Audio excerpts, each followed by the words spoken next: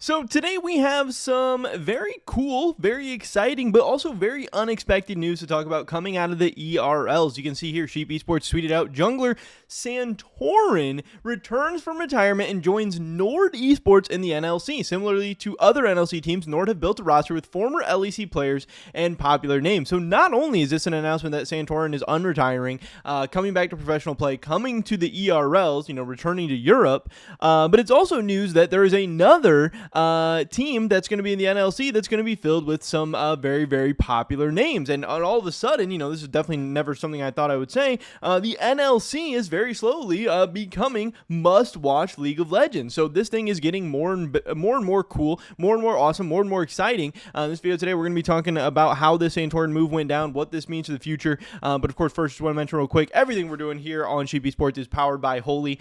These are great tasting energy drinks that also just so happen to be healthier than the competition. Make sure you guys go check out that first link in the description below, where you can use discount code SE5 to get €5 off your first purchase, or SE10 to get 10% off your entire basket. Thank you so much to Holy for supporting us, and hopefully you guys go support them as well. With that being said, let's get right into this article we have today here. Sources: Santorin returns to pro play with Nord Esports in NLC for 2025. This is coming from LEC Wooloo himself.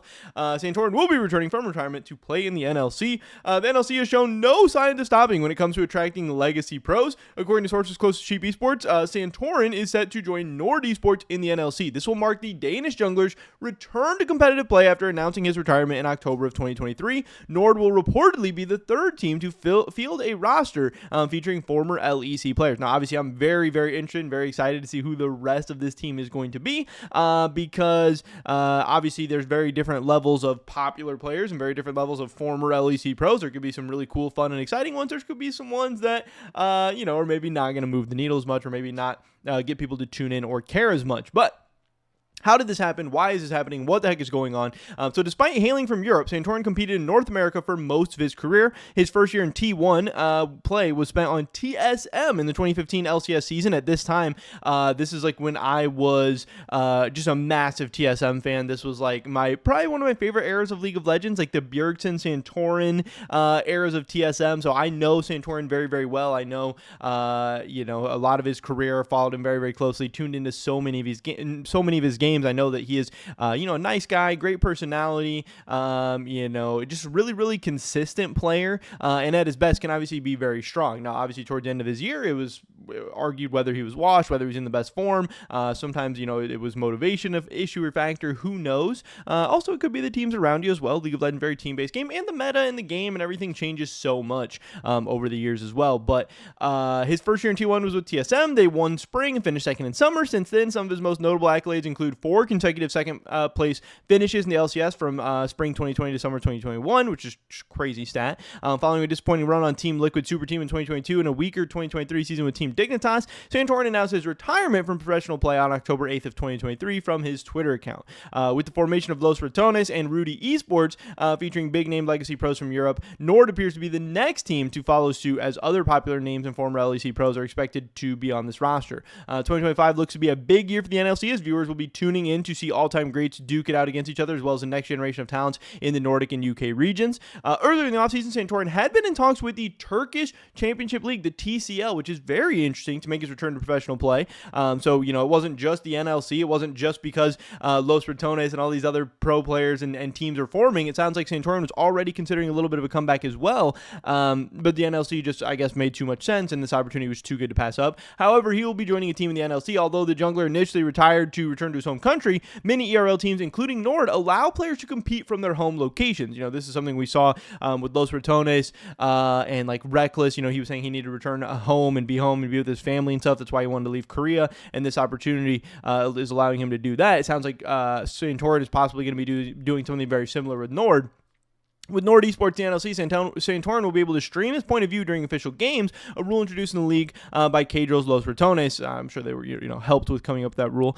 This will enable Santorin to continue focusing on streaming and content creation while competing in official tournaments. And I think that is the big draw right now. Not only you can stream and be a content creator and play professionally at the same time, and maybe get a small salary and still have your content creation money coming in, but also this NLC. Obviously, Los Ratones and Rudy Esports are definitely going to boost up the viewership and the visibility of everyone else in the NLC as well, and that can definitely help your streaming and content numbers too, especially if you show a strong form or you show that you're really still a good player. And maybe this could be a way for Santorin to make it back into something like the LCS or LEC at some point if that is something he wants. I also think it's obviously an amazing opportunity for all the young and other players in the NLC as well. They're getting to compete against a lot of the best, and we're really going to see our guys like Perkz, Yanko, Santorin. Are they really still at the top of their game? Are they really a tier above the ERL players, or are the ERL players going to learn a ton from them and catch up to them? Are they stronger than them? Are they washed? Whatever, who knows?